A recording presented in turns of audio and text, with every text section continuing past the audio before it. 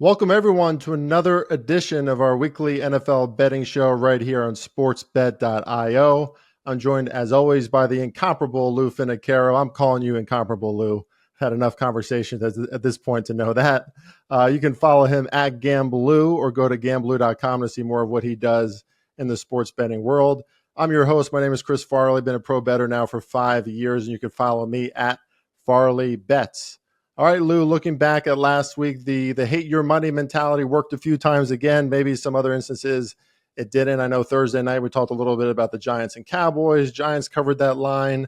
Interesting stuff across the league, as always. The Bills finally lost. Jaguars can't find a win, Lou. Kansas City keeps on winning. Another interesting week in week 4. How did you do? Just to recap quickly, and what's your current status here on this NFL season? It was a good week. I'm happy to be here again to join you and discuss it, etc. I try and keep things simple.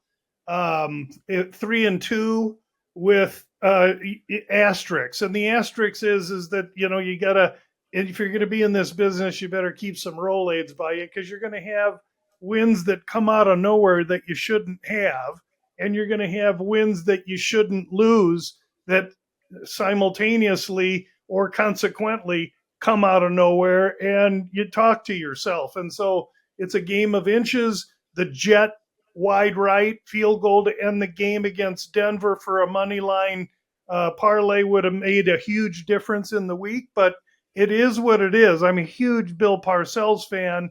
He said you are what your record is, and this is what I've earned, and this is what I'm going to have to take.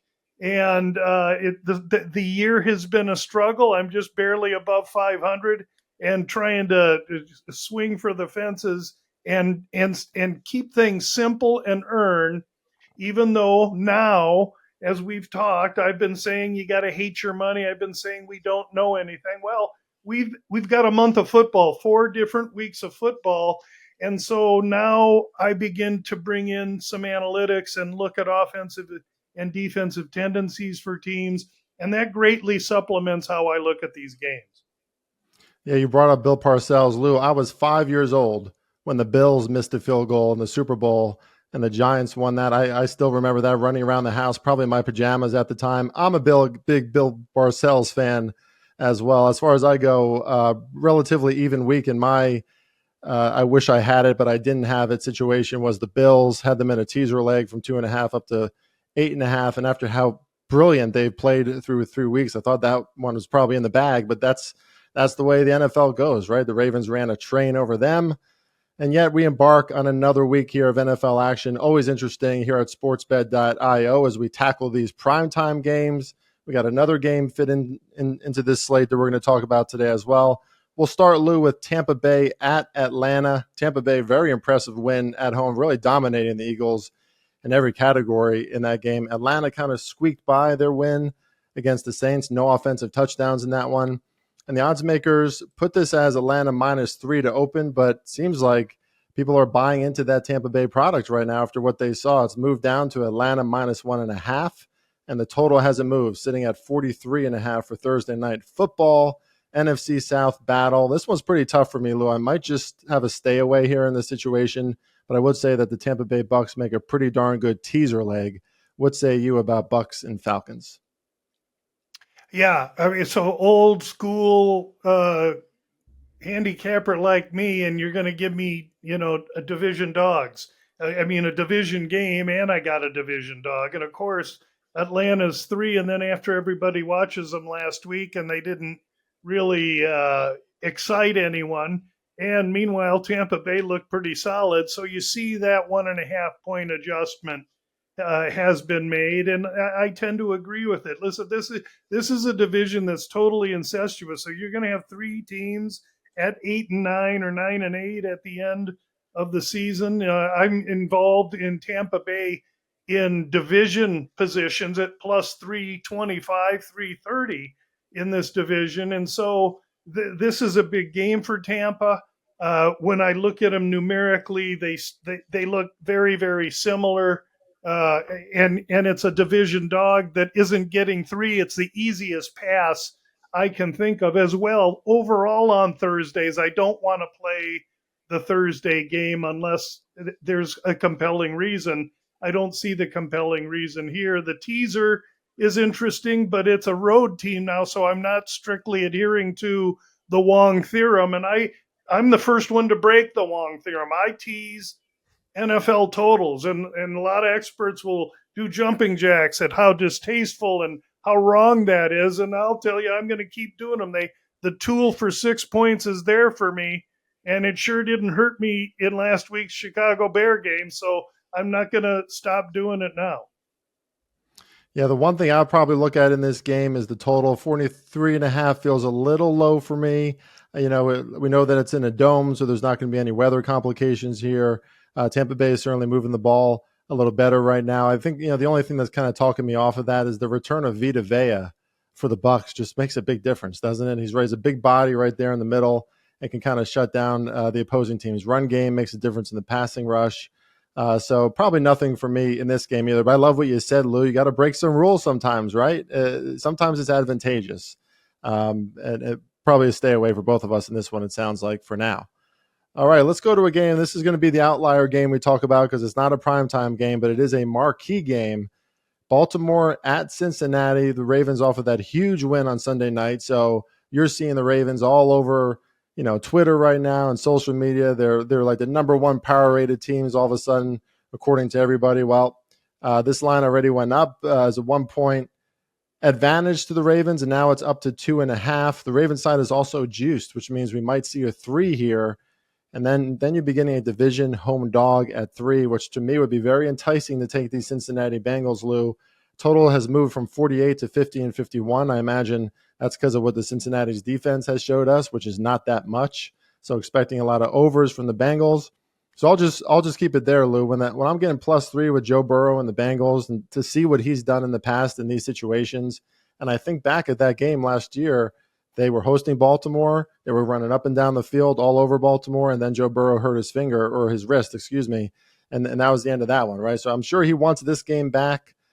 Bengals finally got a win. What do you say about this one, Lou? Baltimore and Cincinnati. Yeah, again, another division game. This time the underdog's at home. And I think the underdog needs to be the underdog because I look at a Cincinnati offense that's just coming into its own. I think they'll play their best game of the year this week because it'll be the second week they have T. Higgins and a full complement of weaponry for Burrow. The Burrow hairstyle and the manner of dressing has me concerned to some degree. I'm not certain that Cincinnati, after one win against Carolina, is out of this thing, but I'm kind of certain that Baltimore is beginning to show themselves for what they are. Teams like Baltimore and Pittsburgh, they get better as the seasons wear on. And when I look at Baltimore, they have the number 1 ranked offense rushing and passing, the number 9th ranked defense, 10th against the run, 7th against the pass. And Cincinnati on offense with their 4th ranked offense. And these are DVOA statistics that I've researched based on 4 weeks of the season is all. So the information's shallow, but it's helping me take a snapshot of each team's strength and on offense and defense. So the Cincinnati offense ranked 4th will compete with that defense for Baltimore. But the mismanagement, the mismatch in this game comes when the Baltimore offense, number 1, faces the 22nd ranked Cincinnati defense, 22nd against the run, 26th against the pass. And can Cincinnati tighten it up and strengthen it up after a game against Carolina where Carolina scored some points and keep control of Baltimore? I'm not so sure. I think Baltimore's starting to find themselves with their running game, and even with that huge running game with Henry, I think that's going to be enough to propel Jackson into being a decent thrower, better than what we've seen in the past. I think Baltimore is a worthy favorite here, even though I like to talk about division dogs. Yeah, but very serious injury concerns on that Cincinnati defensive line, too. I mean, you come into this game limping against what the Ravens are showing right now with Derrick Henry, who looks like he's back to prime Derrick Henry again. that's a pretty scary matchup for Cincinnati. So I'll have to check the injury report as the week goes on in this one. I wanted to ask you about something you said, Lou. I love that you said this, and I know the reason why I love it, but I want to hear from you. You mentioned Joe Burrow's hair, his fashion. These are things you think about a little bit, obviously, right? Because as you said in previous weeks, there's nothing you don't think of, right? So can you just tell the audience why do you mention that specifically when you see that from Joe? I think for the most part, I mention it because I'm a very old school dude. Yeah. And you got to understand, my NFL was Dick Butkus and Nitschke and Gale Sayers and Jim Brown. And as I grew up, that's the NFL I grew up in as well. I played tackle football from 1967 to 1993. I was the beneficiary of being in a huddle every year for spanning 4 different decades. So I come at it with a perspective from the player primarily, and I'm an old school guy, and I'm also a fight handicapper, and I can tell you, when you take a young man that's come from very, very little means, and immediately he experiences, or she, immediate success, notoriety, and riches, not wealth, riches, money. And then you start to see the champagne and the silk suits and the private jets. That is a corrosive, it is so corrosive to the optimum output for a fighter. And I think in football, such an intense, dynamic sport where once upon a time you used to just clobber the heck out of each other. That kind of individual expression concerns me, just because it could be the form or manifestation of a distraction. If it's not, and I'm an old dude making too much of it, I get it, no problem. But I did mention it, and I got to stand up for it. Yeah, no, I love that you brought it up for that exact reason. And that's why I wanted you to talk about it a little bit. I totally agree. You know, we kind of saw that with Baker Mayfield when he was on every other Geico commercial here in the States a few years back. It's like, does this guy deserve to be on these commercials? Taking himself probably a little too seriously, right? I mean, we saw it with Conor McGregor. We see it in the NBA all the time. And I think it's a very astute point that you made, going from rags to riches, right? These athletes can be a little too consumed with things outside the sport, which of course is going to affect their play in the sport. So just thought it was really interesting that you brought that up. Again, Lou Finocchiaro, there's nothing you don't think about. And I love that you brought that into it, because that is something that I think about, or that I at least try to handicap into my power ratings every single week. All right, let's go to the Dallas Cowboys. This is Sunday Night Football, coming off that win against the Giants. So they got a good 10 days of rest from Thursday night, going up to Pittsburgh to face the Pittsburgh Steelers on Sunday night. This was a pick'em and a move to Steelers -2.5. Sharp bettors showing support for the Pittsburgh Steelers at home. And I must say, I do think this is a pretty darn good matchup on paper for the Steelers. Steelers also coming off that loss. Just feels like a Mike Tomlin rah-rah game for me, Lou. And you got Mike McCarthy on the other end, where in the NFL, you have to think about coaching, right? And how prepared these teams are. Mike McCarthy coming off a somewhat shallow win against the Giants. They always beat the Giants. Now you got to get up 2 weeks in a row on the road and go to Pittsburgh. I understand the steam on Pittsburgh, but are you going to bet it, Lou Finocchiaro? Am I going to bet it? I'm not so certain at this point in time. I see, again, I'm looking clinically at it. The look ahead was Dallas 1. Now it's moved to Pittsburgh 2.5, so a full 3.5 points. And what's that moved on? Because Dallas is so nauseatingly bad, and Pittsburgh is just being Pittsburgh. They run the ball, even though it's ineffective. They're physical. They play defense. They keep it close, have good personnel. The young man quarterback's playing with a chip on his shoulder. He never got a shot in the last place he was at. And so Pittsburgh got it going. Dallas doesn't. And just like the last game we talked about, where Cincinnati's defense was out of whack with the other 3 components of the game, it's the exact same thing here with the Dallas defense. So for years, we got to count on that that Quinn, the coach now at Washington, who is the defensive coordinator at Dallas, we knew Dallas's D was going to hold him in and get him through the problems that Dak had. Now It's the offense that has to carry a defense that can't stop a sneeze. And so the dynamic in Dallas is really different. It's reflective in the pressure on their offense. Meanwhile, Pittsburgh is Pittsburgh. They do what they do. They've had, 3 coaches since I've been alive, which is saying something because I've been alive a long time. So I tip my hat to Pittsburgh. They're the grindy, decent team, and Pittsburgh minus the 2.5 seems to feel about right for me. Could I? I mean, if I bet it, I got to take a look at Dallas somehow. And do I really want that game in that situation? Maybe not. If I'm going to take a dog, if I'm going to invest in a dog, I want at least some reason to be positive, whether there's momentum, they won their last game, some kind of reason to think that there's belief in that locker room for a team one way or another. And like in the Baltimore team, I think there's a lot of belief. And the fact that they started 0-2, I think those losses still resonate, and that team's still focused on winning a few more games. Yeah, I got to tell you, from my perspective as a Giants fan watching that game on Thursday, I've watched that matchup for many years, obviously, and the Cowboys have owned the Giants for many years, but that was a very evenly matched, evenly fought game last Thursday. I mean, really, the Giants, they just sputtered in the red zone, right? They were 0 for 4, 0 for 5 in the red zone, something like that. If they convert some of those, I think we're having a different conversation about the Cowboys after last week as well. And, Pittsburgh, which that's a big change, right? Dallas has been light years ahead of the Giants most seasons. Not this season. It just didn't show up, which I think is a big thing to take note of. And then on the other end, I just think Pittsburgh matches up really well. They can expose a more shallow offensive line for Dallas. They can expose them, by really focusing on CeeDee Lamb. And, Steelers coming back home after a loss, after a lot of things went wrong in that game. I mean, dumb fumbles, George Pickens just kind of laid the ball out there. I am going to like the Steelers in this one. I am going to bet them, but I would rather have minus 1.5. And I think this is going to move a little bit. We're seeing that too as more of a key number in a lot of these games now too. When you think about the 2-point conversions and the longer extra points. So something to consider. Even at 2.5, I would like Pittsburgh. I would like them more at minus 1.5. Go ahead, Lou.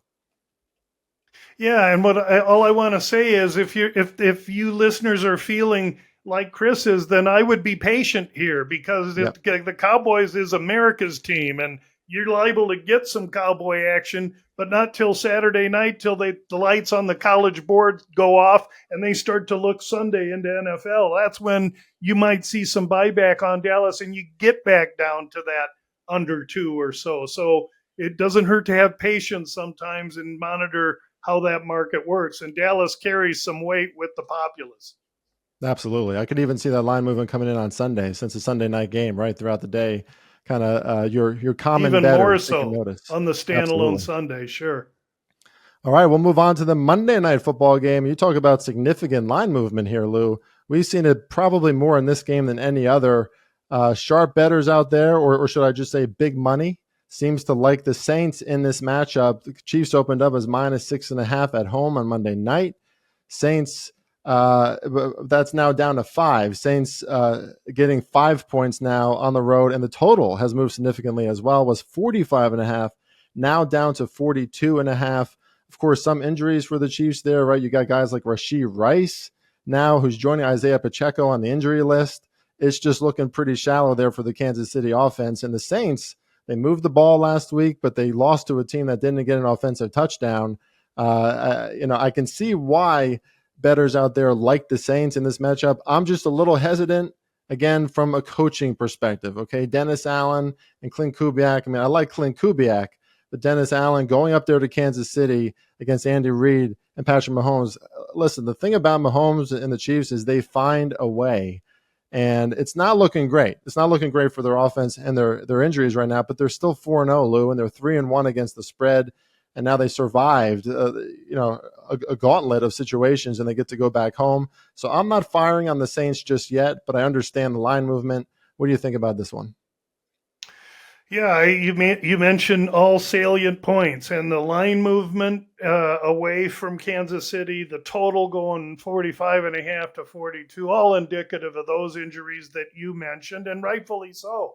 Listen, here, this Rashee Rice was the guy they're hanging their hat on this year. Now they got to rely on a rookie. Did you see when Rice would score a touchdown, how the rest of the team would react to him. And then when he was gone, when the rookie scored the touchdown, how they all know how much they need some kind of stretch threat opportunity on that offense, because it can't be all Kelsey, especially when you take away effective running backs. And Sam J. Ryan is an effective spot running back, but he's not your bread and butter guy. And so they're without that.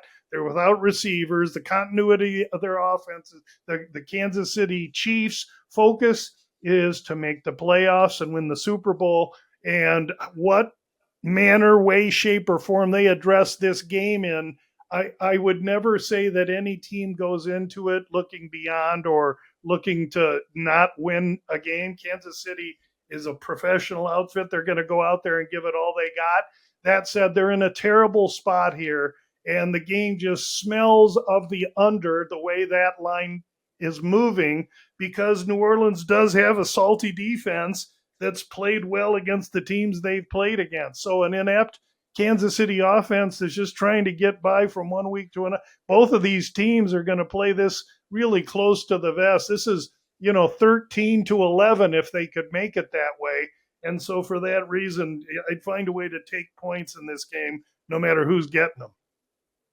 Yeah, I agree with you. I think the under still has value here. 41, 42, those are key numbers in totals as well. So you would still get under that. And it's hard to imagine both teams getting to 20 points in this one. So, Chiefs are going to have to rely on that defense a lot more too in this matchup. That's going to be a very interesting one that we just don't get to see very often. So Saints and Chiefs on Monday night.